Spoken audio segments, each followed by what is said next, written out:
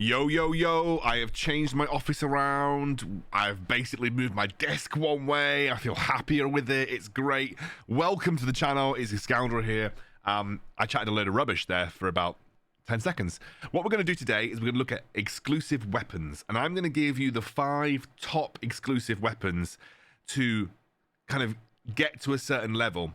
And then these are the ones that you should focus on, because it's really important that we have this discussion. Exclusive weapons are very hard to upgrade, especially for free-to-play players. So it's important to know which ones that you should invest in. Now, tidal essence, which is the blue-shaped gems, these are daily, like purchasable daily from the Emporium, but they do cost a significant amount of diamonds. But they are the most readily available form of upgrade material that you'll get for exclusive weapons. However, once you get past exclusive weapon 5, which my Thoran currently is, you will start to have to use something called temporal essence, which you can see here. I don't want to enhance it because it's gonna use it, but essentially it costs temporal essence. Most of us won't ever get to the point of having twilight essence anyway. Not anytime soon. Gosh, it's so late I can't even talk. Most of us won't have the need for the red one, which is Twilight Essence. That comes a lot later into the game. But Temporal Essence, for a free-to-play player especially, is very difficult to come by.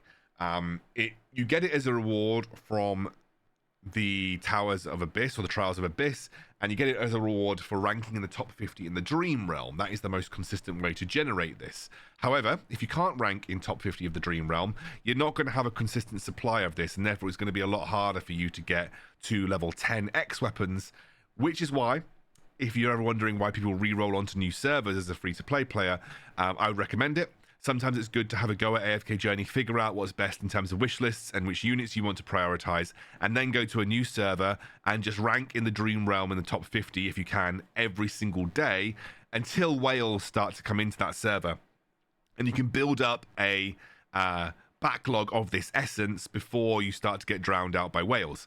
And that can be a really, really good tactic. So you get onto a brand new server, you go in, you start Dream Realm ASAP, generate, just build good comps, so play good comps, and then essentially just get as much temporal essence as you possibly can. But yes, it is important to know which of your heroes you're going to want to upgrade to level 10, because that is a very limited essence. I am not going to include Hypergean or Celestial characters in this list. The simple reason being is, yes, Rainia's X-Weapon is insane. Yes, Scarlita's X-Weapon is insane. But to get them to Mythic Plus requires a significant amount of resource in the first place. So if you're watching this as a whale and you want to know which Celestials and Hypergeans to go for, you should go for Rainia, and you should try and get him to plus 10 as quickly as possible. Scarlita, it doesn't matter. You can get her to plus 8. I will talk about a little bit about that in a moment, what it means, the difference between plus 8, plus 10, etc. But in general, what you'll find is plus 5 is the first threshold. That gives you usually a new passive. Plus 10 is where a lot of sweet spots exist, and that's where you get sometimes a new passive or sometimes a big upgrade. And then there's a thing called plus 8. Plus 8 is essentially, you're not going to get a new passive, but the stats that you get, because every time you upgrade an X weapon, you also get stats. You'll notice that if I go enhance, my HP goes up 2%, my attack goes up by 1.something%, my vitality goes up by 1.5. These are no small increases in base stats for certain units. So you'll have some units that are recommended to have a plus 8 rather than a plus 10. And that is to say, there's no need to get it to plus 10. There isn't any major reason to do so, but the plus 8 gives you a significant stat increase that is worth it for the resources invested. So let's start, and I'm going to go with my number 1 pick, just because his X-Weapon has been so important for my progression, and that's going to be Odie. So, Odie, he's an absolute beast, right? His X-Weapon is unbelievably good, but, most importantly, his X-Weapon level 10 is a major power spike. So, your boy Odie, when he unlocks his X-Weapon, he essentially gets a threshold that immediately defeats a poisoned enemy when their HP falls below a certain limit, which is equal to 5.2 times the base damage dealt by poison dart per second. Each time a poisoned enemy hero is defeated, the limit is increased by 0.5 times the base damage dealt by poison damage per second, up to 2 times. So essentially, you can get another 1 multiplier on this.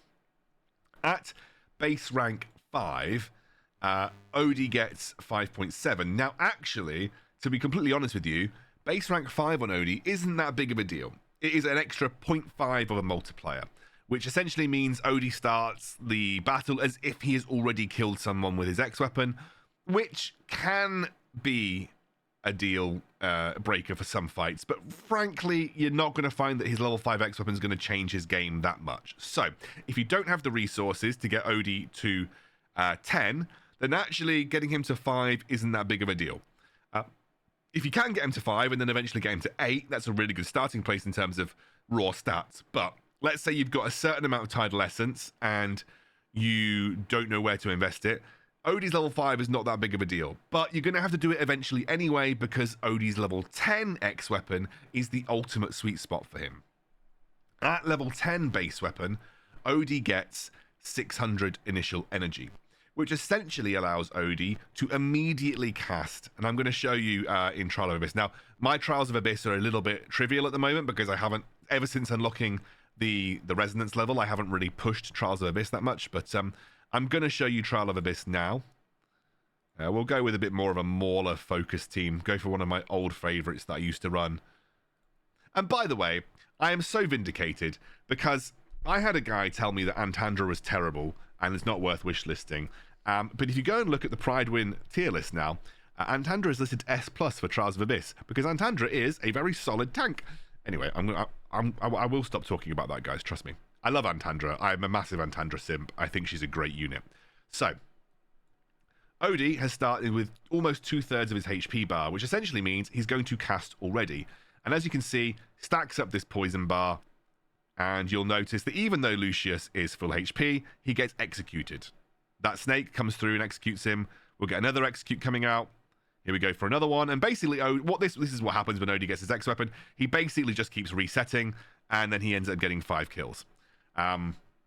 Even if he doesn't deal the most damage in the game, that threshold that he gets to, like you can see, my Florabelle dealt twice the damage that Odie dealt in this fight. But that threshold that he puts certain characters to, the most obvious example was Lucius. He had basically full HP, and Odie just one-shot him. And that's what's so important about Odie with his X weapon. But the most important thing, like I said, is the level 10 X weapon because you get that 600 initial energy. So he's my number 1 pick. My next pick is going to be very, very easily Eironn. And he's another situation where Eironn is in a very similar boat to Odie. However, his level 5 is relatively decent. It increases the damage by 20% because it is reduced to 50% of the original damage for Eironn. So his level 5 is a good starting place. However, his level 10 doubles the immobilization from 3 seconds to 6 seconds.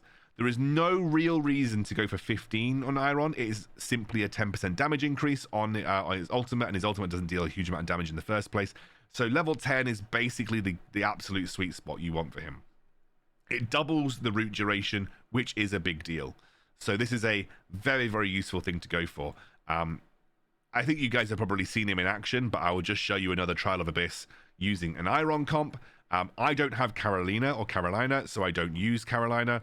I instead use Florabelle, which I really like, but I still do use Arden, who I've got at Supreme, and I do also use Damien. So I've got like a 4 Wilder. So you'll see him cast immediately, like this. They're immobilized for 6 seconds. And Arden works really well in this because Arden gets energy when enemies are affected by CC. We're going to get Florabelle, knock everyone up, which will grant Arden a load of energy, as will this. And you can see it's just a really good way to start fights. Now, if you have Carolina, it usually ends up being a lot quicker. You're much more burst heavy. But Florabelle does do the job if you don't have Carolina, by the way. Arden is also really important in this situation. We do have an Igor, which is going to take forever to kill. My least favorite hero in the game. But there we go. He won't have dealt much damage, but he, again, you can see Puppeteer. He has a lot of crowd control in his kit. You'll notice that, again, Florabelle, I actually really love Florabelle. I think she's really good. I'm not going to include it on this list for X weapons because, frankly, I don't think the investment is worth it compared to some of the other characters. But if you do have the excess, this is just a little note. Florabelle's level 10 is super nice. It increases the damage. It increases her own damage by a significant amount because Smashy gets a big buff and makes her work a lot better with Cessia. But I'm not including her officially on this list because I don't think it's worth it compared to some of the other heroes in the game. The next one is Thoran, his X-Weapon. So Thoran's sweet spot is 5, but then eventually 8. So this is one of those interesting cases where you don't really need Thoran at level 10. So Thoran's X-Weapon is before the battle starts, and this is what you might see on some battles where Thoran forms a chain with the hero behind him. Thoran signs a pact with the ally on the tile behind him, agreeing to take 50% damage for this ally until the battle ends. So this is a really good way of protecting one of your heroes against high burst damage. It's quite useful in PvP if there's an enemy Valor and you want to protect one of your backline carries from a very annoying Valor damage. When Thoran is defeated, so that means after Thoran has lost all of his revives, this ally sacrifices 85% of their current HP to save and heal Thoran by 150% of this portion of HP. After that, Thoran no longer takes damage for this ally. The level 5 upgrade is 25% of the damage dealt by this ally heals Thoran when the pact exists. So this is a nice way of helping support a damage dealer by reducing the damage they take, but also healing Thoran for the damage that damage dealer is doing. So it's quite a nice pairing with Florabelle, for instance. I generally put Eironn in it because I don't really care about healing Thoran that much at high level discrepancies. What I really care about is trying to reduce damage that Eironn takes, because essentially he can then just cast more. So yeah, there we go. And the sweet spot for him is at level 8 is because essentially it doesn't require a massive bulk of temporal essence to get to level 8. The level 8 to level 9 threshold is where it really jumps up, so the stat increase is kind of worth it to spend. However, my advice here would be, if you do not already have some of the important level 10 X weapons, do not spend to get to level 8. It's only stat increases. It's not as important as unlocking some of the exclusive weapon important passives. Right, let's move on to the next two, and yeah, we'll go from there. The next example of this is Marilee. She has a very, very important exclusive weapon upgrade, but most importantly, and actually it's one of those situations where getting to +8 is important, the stats really help Marilee. Marilee's stats directly impact how much damage she's going to do single target. She's primarily only used for bosses, so Dream Realm and like sort of Alpha Bear, etc. But essentially, her X weapon is Marilee's attack is increased by 5% when other allies cast an ultimate up to 6 stacks. And her normal attacks deal true damage after reaching max stacks. At level 5, gains an extra stack of battlefield learning when the hyper focus takes effect every 10 seconds. And for hyper focus, this is one of her skills. So here you go. Marilee increases her attack by 4% and attack speed by 25 when there's no enemies within 2 tiles. So if we go back to her exclusive weapon, which is... I'm clicking on the wrong thing over and over again. Sorry, guys, I'm an idiot. Gains an extra stack of battlefield learning when the hyper focus takes effect for every 10 seconds. So essentially, when she has hyper focus for 10 seconds, she's going to get an extra stack of battlefield learning, which is another 5% damage increase. And then, if you're really able to do this, increases each stack of attack bonus to 7.5%.